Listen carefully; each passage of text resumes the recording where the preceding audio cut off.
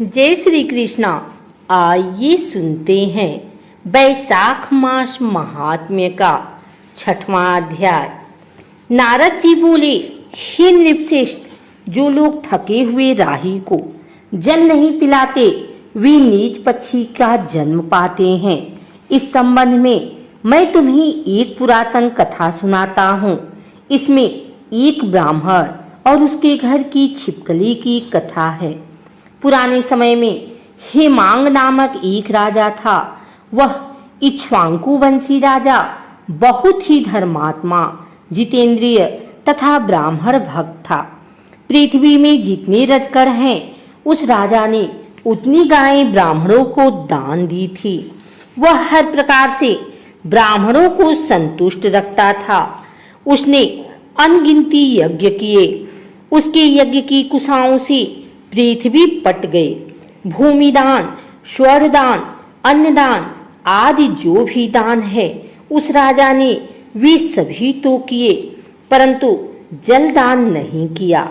एक बार वशिष्ठ ऋषि उसके राज्य में पधारे और राजा को जल दान करने की सलाह दी। तब स्वयं को अधिक चतुर समझने वाला राजा इस प्रकार बोला, हे ऋषि श्रेष्ठ, पृथ्वी पर जो वस्तु बिना मूल्य के सबको प्राप्त है उसका दान करने से क्या फल मिलेगा। जो वस्तु हर किसी को नहीं मिल पाती उसको देना ही पुण्य है। ऐसे तर्कयुक्त वचन राजा ने कहे, परंतु जल दान नहीं किया।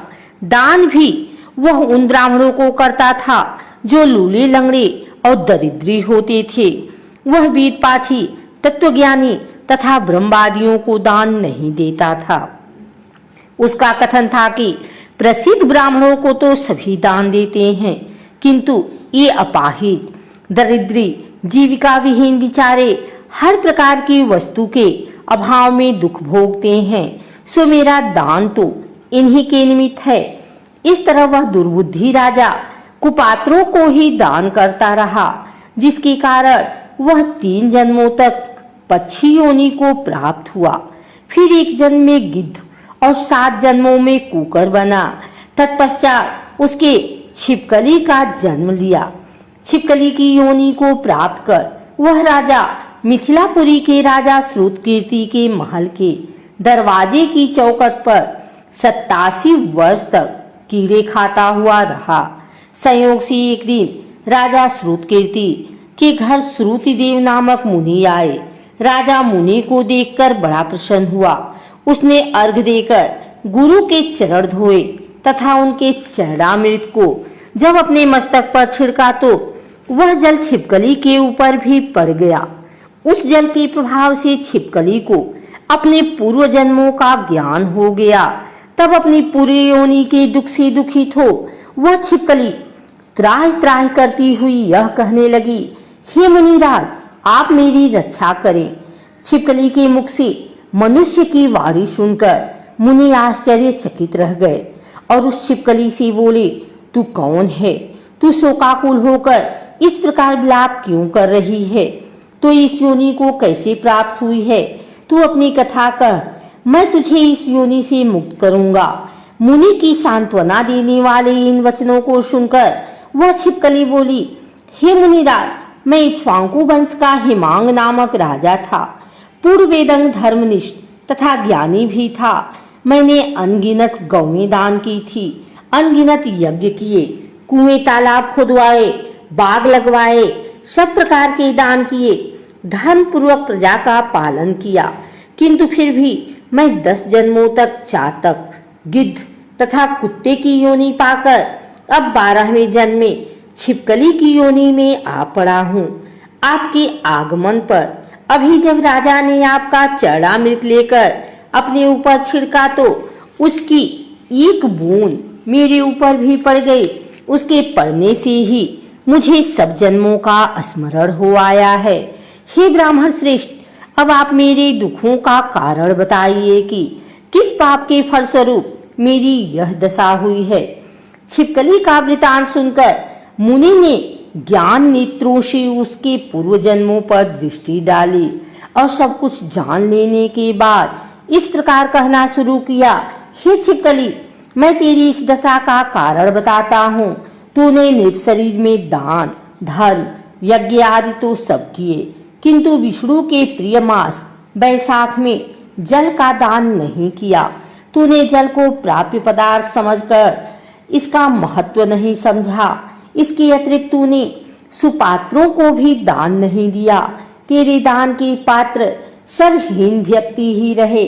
सुगंध से भरपूर सुंदर फूल वाले कांटेदार गुलाब की कोई पूजा नहीं करता।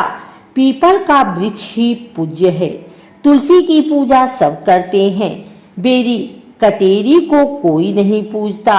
इसी प्रकार अनाथों की भी पूजा नहीं होती है। हाँ, उन पर दया की जाती है। वे दया के पात्र हैं, पूजा के नहीं। अतः वेद पाठी, तपस्वी, ज्ञानी, सत्शास्त्रों के जानने वाले ही पूजन के योग्य हैं। इनमें ज्ञानी भगवान को अधिक प्रिय है, अतः वे पूज्यों के भी पूज्य हैं। ऐसे ज्ञानियों की अवहेलना करने वाला मनुष्य पाप का भागी बनता है। तीर्थ स्नान एवं मूर्ति पूजन भी तत्काल फलदायक नहीं होता, किंतु ज्ञानी महात्माओं के तो दर्शन मात्र से ही मुक्ति मिल जाती है। हे इक्ष्वाकु वंशज, तूने तो यह दोनों ही कर्म त्यागे हैं, अर्थात न तो जल दान किया और न ज्ञानी महात्माओं तथा वेद पाठियों का आदर ही किया। इसी कारण तू इस दुर्दशा को प्राप्त हुआ है। हे राजा, मैंने जो बैसाख मास में पुण्य किया है उसका फल मैं तुझे दूंगा। यह कर मुनिवर ने जल हाथ में ले अपने पुण्यों के फल का संकल्प करते हुए उसे छिपकली पर छिड़क दिया। उस जल के प्रभाव से राजा ने छिपकली का देह त्याग कर सब पापों से मुक्त हो दिव्य शरीर प्राप्त किया। फिर सबके देखते देखते उसके लिए आकाश से विमान भी आ गया। तब वह राजा मुनि के हाथ जोड़ परिक्रमा कर आज्ञा ले विमान में चढ़ गया। जब विमान स्वर्ग को चला तब देवता स्तुति करके उस पर फूल बरसाने लगे। फिर स्वर्ग के 10,000 वर्षों तक समस्त सुखों का भोग करने के बाद वह इक्ष्वाकु वंश में राजा काकुत्स के नाम से उत्पन्न हुआ। वह राजा 7 द्वीपों पर राज्य करता था। वह पुनः बड़ा ब्राह्मण भक्त बना, साधु सेवी और परमार्थ ज्ञानी भी बना। वह न्याय पूर्वक राज्य करता था। एक दिन वशिष्ठ मुनि उसके राज्य में आए। उन्होंने उसे बैसाख मास के समस्त धर्म कर्म भी बतलाए। तब राजा ने मुनि के बताए अनुसार सभी कृत्य किए और सब पापों से छुटकारा पाकर विष्णु की सायुज्य मुक्ति प्राप्त की। यह बैसाख मास सब फलों को देने वाला है। इस पवित्र मास में जो मनुष्य यथाशक्ति दान धर्म करता है वह दीर्घायु होकर भगवान का प्रिय बनता है और सब पापों से छूटकर वैकुंठ लोक को जाता है।